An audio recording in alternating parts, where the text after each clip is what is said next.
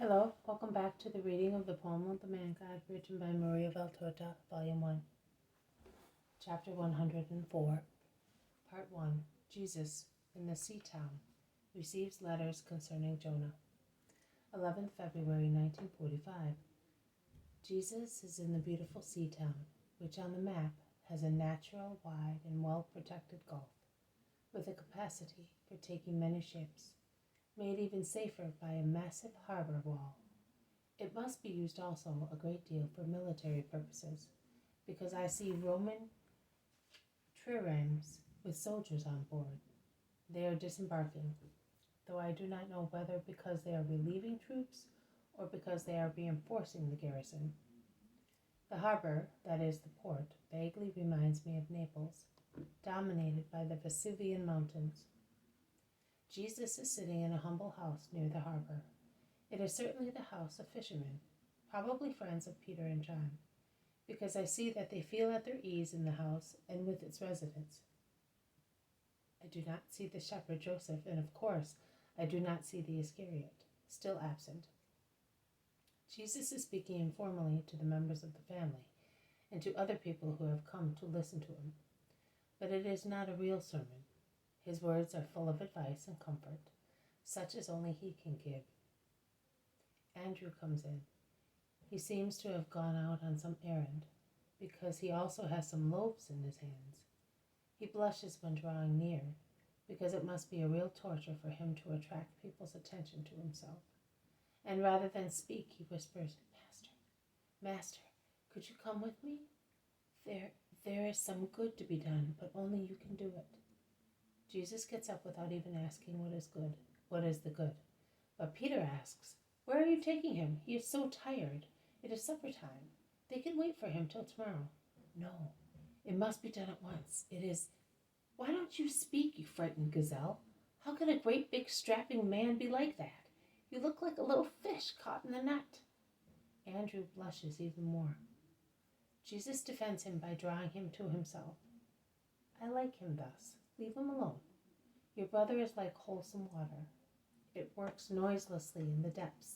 It comes out from the earth like a very fine stream, but it cures those who go near it. Let us go in. I'm coming too. I want to see where he takes you, insists Peter. Andrew implores, no, Master, only you and I alone. If there is a crowd, it is impossible. It's a matter of love. What's that? Are you playing the paranymph now? Andrew does not reply to his brother. He says to Jesus, a man wants to repudiate his wife, and I have spoken, but I am not capable. But if you speak, oh, you will succeed, because the man is not a bad person. He will tell you. Jesus goes out with Andrew without saying anything further. Peter is somewhat undecided. He then says, I will go. At least I want to see where they go. And he goes out, although the others tell him not to do so. Andrew is about to come out from a narrow, thronged street, and Peter follows him. He goes round a little square full of old women, and Peter follows him. He threads his way through a large door that opens onto a wide yard, surrounded by poor little old houses. I call it a large door because there is an arch. But there is no door, and Peter follows him. Jesus enters one of the little houses with Andrew. Peter lies in wait outside. A woman sees him and asks, are you a relative of Ava and those two? Have you come to take her away? Be quiet, you cackle of a hen. I am not to be seen. To keep a woman quiet, it is a difficult task, and since Peter casts withering glances at her, she goes to chat with the other old women. Poor Peter is immediately surrounded by a circle of women, boys, and also men, who simply by commanding one another to be silent, make a noise that gives away their presence. Peter is consumed with anger, but to no avail. Jesus' full, calm, beautiful voice comes from inside the house, together with the broken voice of a woman and the hoarse voice of a man. If she has always been a good wife, why repudiate her? Have you ever wronged him? I swear it. I have loved him like the pupil of my eye, moans the woman. And the man, sharp and hard, no, she never wronged me, except in being sterile. And I want children. I don't want God's malediction on my name. It is not your wife's fault if she is such. He lays the blame on me and my relatives, as if we betrayed. Woman, be sincere.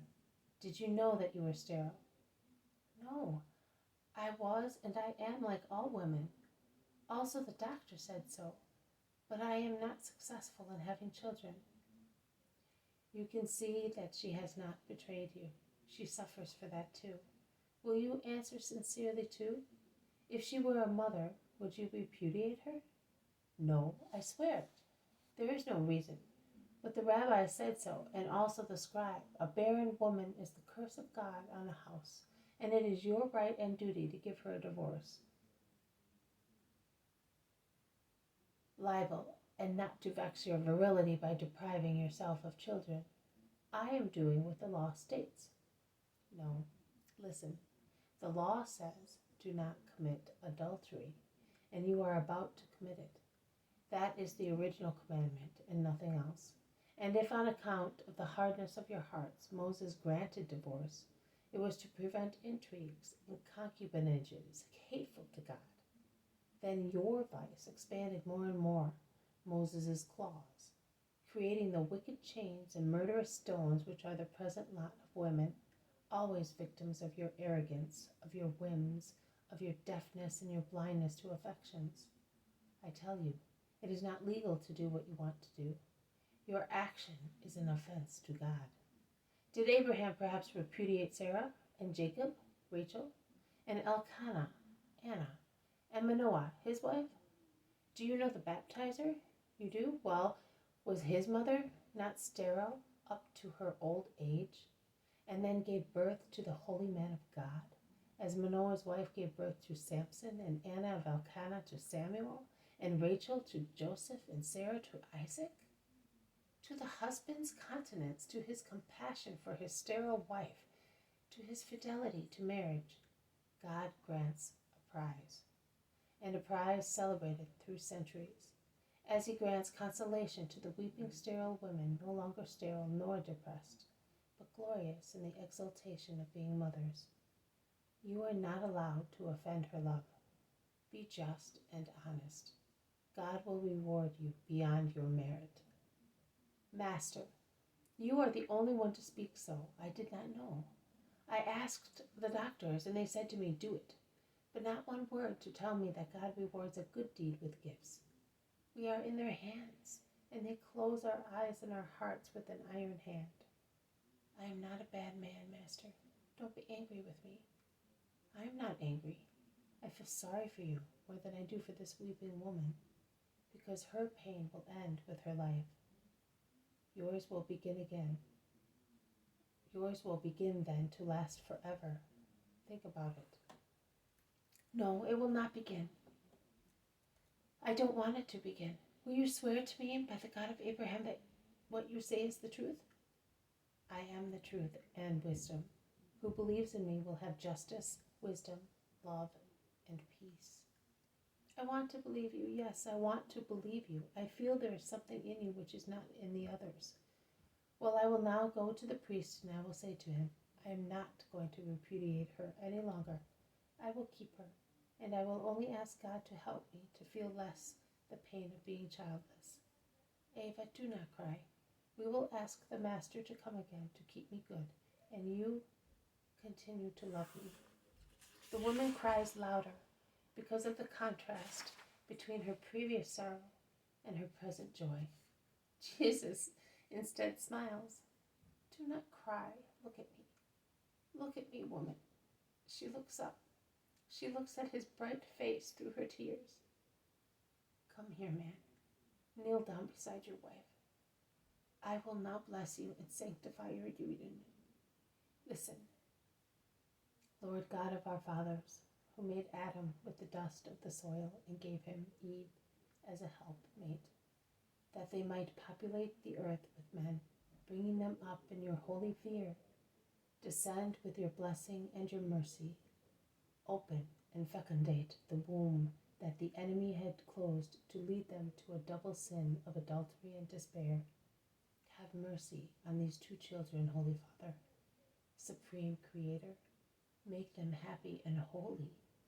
May she be as prolific as a vineyard, and he her protector, as the elm tree supports the vine. Descend, O life, to give life. Descend, O fire, to inflame. Descend, O power, to activate.